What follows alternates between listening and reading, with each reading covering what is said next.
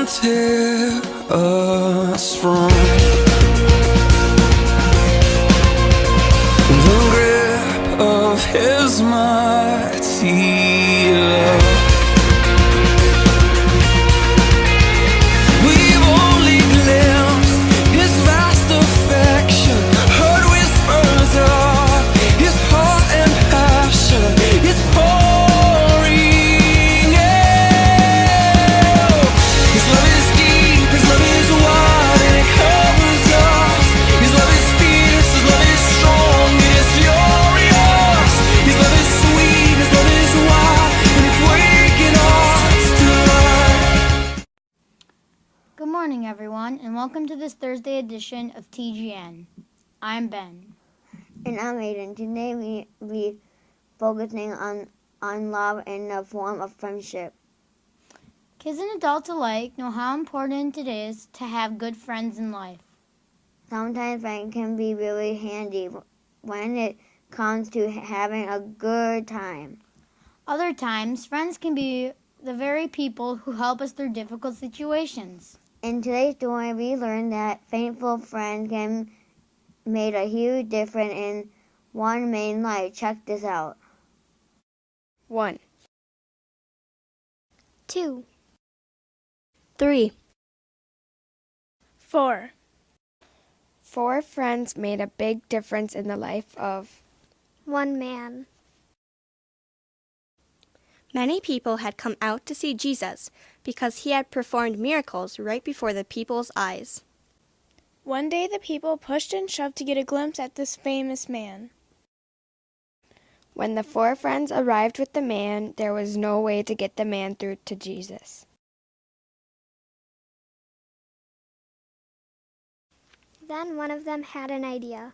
Carefully, they lowered the man through the roof of the house in which Jesus was teaching. Jesus knew that these 4 friends believed in him.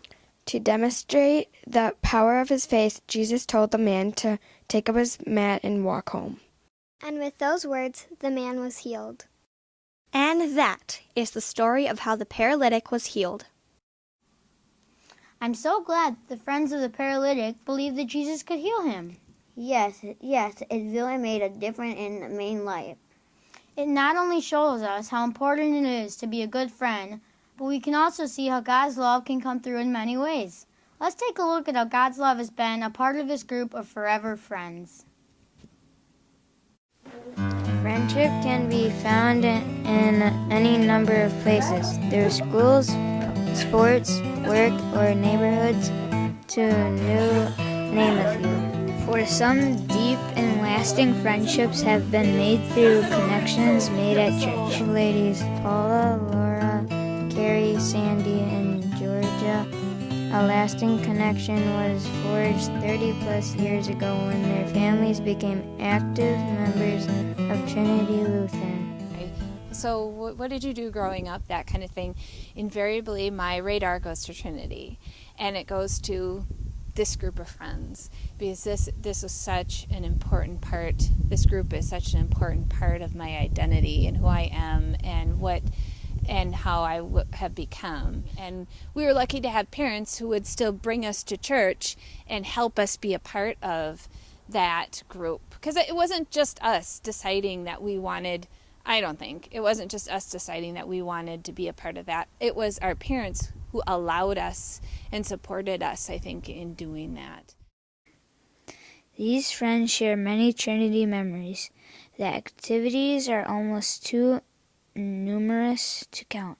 These social events, but that were also faith-based. And we would spend so much time running around the church and playing sardines and watching movies and watching the whole series of Star Wars from beginning to end. Didn't we have like a water fight or something in the... Multiple times. Yeah. Yeah, every place we went. We did lock-ins like nobody's business. And doing trips and field trips and things as a youth group. Doing the Boundary Waters, we did that once. Going to the National Youth Gatherings was a big deal. We did that twice. It worked out was when we would go to Luther Park. Going to the Amy Grant concert. I remember laughing and laughing and laughing. Well, we had lots of fun. We were pretty goofy at times, but at the same time, I think we always felt comfortable with each other, and that was very nice. Comfortable to be who we are, and comfortable in our faith with each other, which I think kind of carries over to our real life. Each of these friends appreciates what it meant to have good friends while they were growing up. I think that's the thing, is we really started to met each other at a time that was an important time, and that was in middle school. And middle school can be tough in terms of finding friends and figuring out life and that kind of thing. So Trinity and youth group and all of these friends, for me, came together just at the right moment.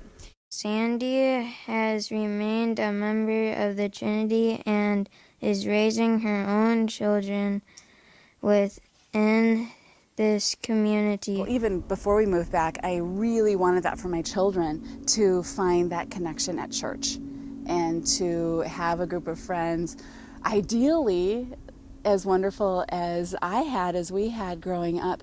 But it's important to me that they find a community of believers that they can grow with. And I have seen that for both my children coming up through Sunday school and TGIF and Club 7-8. One thing seems to be certain: this group will remain forever friends. I would say that no matter how much time passes, when we get together, it's always just exactly how it was, and it's really nice to have that with friends. And now for the Bible verse of the day. Friend, your sins are forgiven you. Luke chapter 5, verse 20. Now it's your turn to read along with us. Friend, Your sins are forgiven you. Luke chapter 5, verse 20. Amazing. Well, VBS, that's all we have for you today. Make sure you are a good friend to one another today.